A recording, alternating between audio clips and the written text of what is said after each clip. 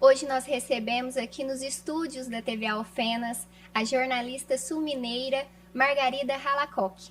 Margarida é natural de Poço Fundo e recentemente escreveu um livro sobre o caso do ET de Varginha. Margarida, é um prazer te receber aqui. Me conta um pouco como que surgiu a ideia de escrever esse livro. O Raíssa, prazer é meu, né? Que felicidade estar aqui. Eu queria dizer, antes de tudo, que eu estudei na Unifenas e entrar, atravessar esse portão é emocionante, assim, para mim. Bom, o livro, ele surgiu de uma casualidade. Eu tenho mania de guardar muita coisa, né? Eu trabalho há quase 30 anos no jornalismo e eu guardo muita coisa, assim. Tem mania de guardar foto, recorte de jornal, coisa que me marcou.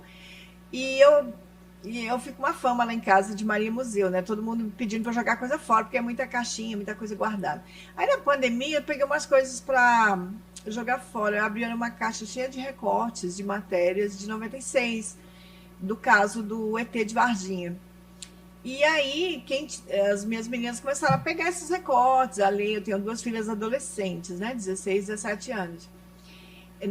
2 anos atrás, na pandemia, elas tinham 15, né? Então, elas se interessaram, começaram a fazer pergunta, a olhar as fotos, e aí quanto mais eu respondia, mais curiosas elas ficavam. E a gente vivia um momento tão assim, perdendo pessoas, era um momento tão delicado, tão difícil. E eu sentei no computador e comecei a contar as coisas para elas, escrevendo, contando. E isso virou um texto de 30 laudas que depois eu acabei mostrando para um ex-professor meu do que deu aula aqui na Unifenas, o Rui Sardinha, que é um querido, todo mundo aqui gostava muito dele. E ele riu, gostou do texto e me deu o maior incentivo. Ó, continua, conta, eu quero saber, né? Mas eu também quero. Ele dá aula em São Paulo hoje. Continua essa história que eu também quero saber. Sempre tive muita curiosidade acerca do caso, né? Do ET. Me conta o que você vivenciou. E aí eu segui com os meus inscritos e virou isso, né? Um livro. Depois veio a ideia de transformar esse texto em um podcast, né? Porque aquele medo de perder o computador, de dar um defeito, do arquivo sumir, né?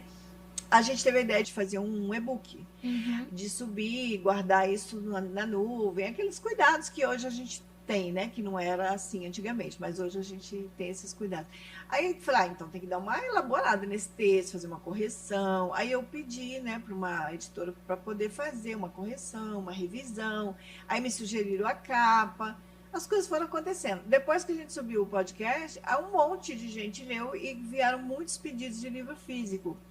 Aí foi outra etapa, porque o livro físico é outro registro, é outra a burocracia, né? Você tem que formular as orelhas do livro, fazer, é diferente. Então foi mais um tempinho, uns cuidados, né, para poder preparar novamente o texto, para você ver o e-book, acho que tem 240 páginas na Amazon. O livro físico é menor, a diagramação é diferente, entendeu? Então foi outro projeto gráfico, foi uma trabalheira.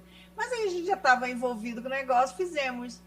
E fiquei muito feliz com o carinho, né, a forma como o livro vem sendo abraçado, principalmente por ufologistas e o pessoal de jornalismo, né, que se interessou pelo texto. E como que foi trabalhar na época, né, em 96, no caso do ET de Varginha, né, que foi algo inusitado que aconteceu.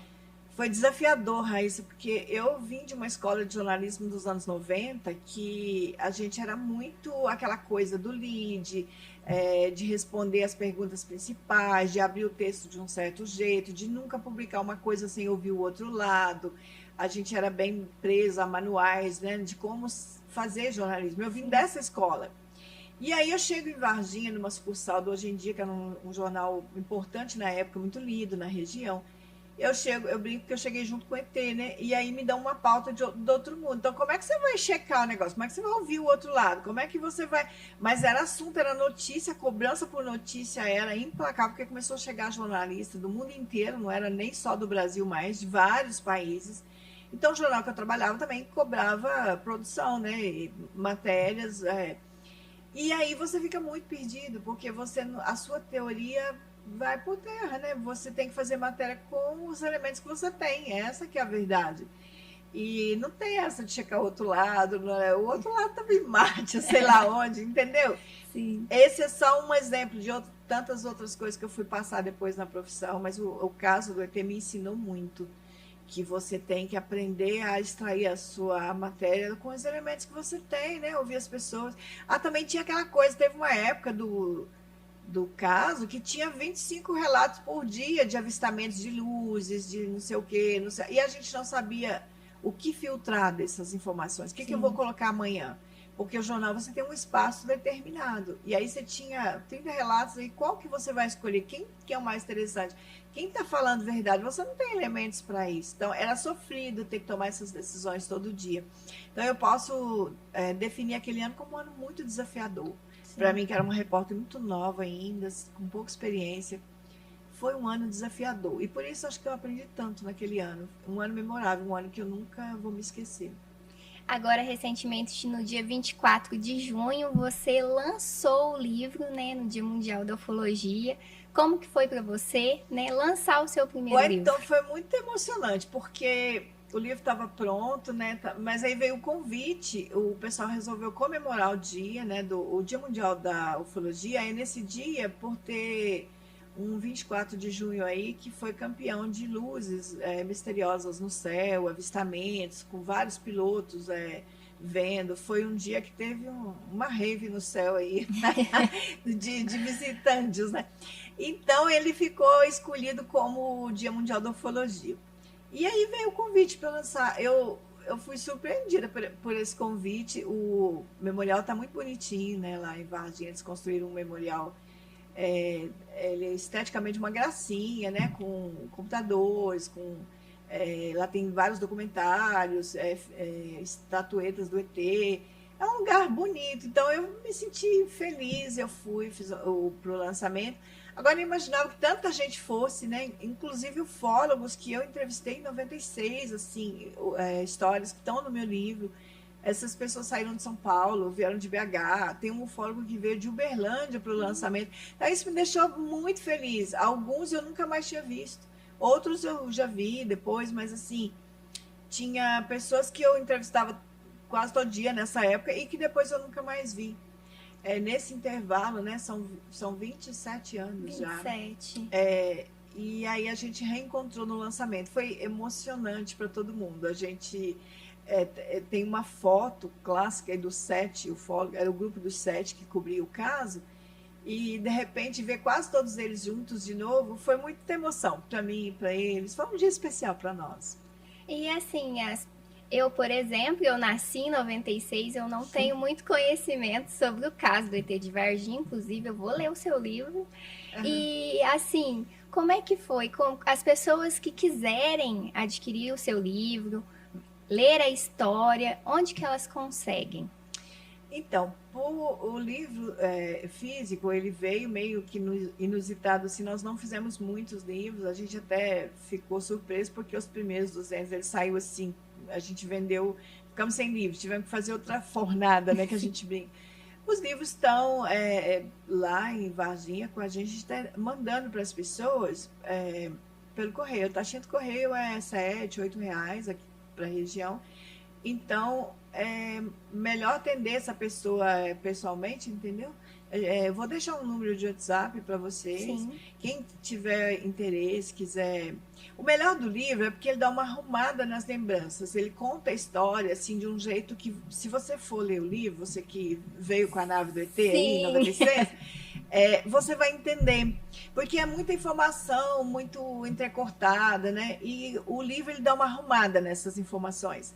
Porque como eu conto a história para as minhas filhas, para as minhas meninas, a história da minha cobertura, o livro ele não é mais um documentário sobre o ET, não, é Sim. contando meus perrengues na cobertura. Então eu conto para elas desde o primeiro dia da tempestade, da primeira informação sobre o caso, o que aconteceu, e vou indo. Mas eu tive muita preocupação de não fazer um relatório, né? Porque ia Sim. ficar monótono, chato. Eu estou escrevendo para duas adolescentes. Se eu fizesse assim, elas abandonariam o livro na 10ª página. Então, eu estou contando de outro jeito. Eu conto outras coisas de 96. E aí foi muito bacana ver as pessoas dizendo: eu fiz uma viagem em 96, eu voltei naquele ano, eu me lembro disso, eu me lembro daquilo. Ou então gente que nasceu muito depois falando, nossa, eu fui lá, né? Não é uma viagem no tempo. Eu fui em 96 e o livro ele é de janeiro a novembro. Eu tinha coisas bacanas de 97, 98, mas eu não quis misturar, porque eu estou realmente tentando arrumar, dar ordem para os fatos importantes de 96. Então Sim. eu imaginei que se eu ficasse colocando muita coisa além disso, eu ia fazer uma confusão, e eu não queria isso. Então chegou em novembro, eu falei, não, tá na hora do livro terminar, sabe? Sim. Aí o que vem depois, a gente conta depois, de outro jeito, porque o que eu tentei foi hierarquizar o negócio, né? Dar uma ordem para os fatos. Uhum. E ele é linear, né? Eu conto o que foi acontecendo naqueles meses, para que elas entendessem o que aconteceu em 96. Então, eu acho que chegou novembro, eu falei, não, é hora de colocar um ponto final aqui, né? Eu não vou entrar em 97 para não deixar confuso. Foi essa a Sim. preocupação.